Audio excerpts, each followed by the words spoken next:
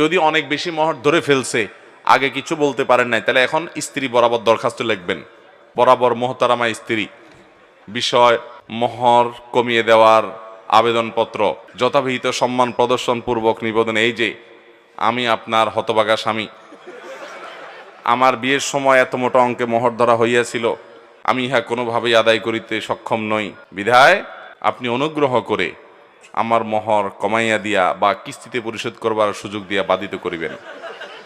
এটা একেবারে এইভাবে দরখাস্ত কোনো কোনো কথা নাই, শুধু বোঝার জন্য বললাম। কিন্তু বউয়ের কাছে নরম হয়ে যারা ফেসে গেছেন আগে ভাগে, তারা এখন ফুসলায়া ফাসলায়া উদ্ধার হওয়ার চেষ্টা করেন। আর যারা এখনো বিয়ে শাদী করেন না, যুবক পোলাপান, সাবধান হয়ে যান। যেই শ্বশুরে 10 লাখ 20 লাখের নিচে মেয়ে দিবে না, ওই শ্বশুর দ্বারা কাছে যায় না। উনি ওনার মেয়ে নিয়ে কই যায় দেখা যাক। মনে রাখবেন, মনে রাখবেন, টাকা পয়সা কখনো সংসার টেকাতে পারে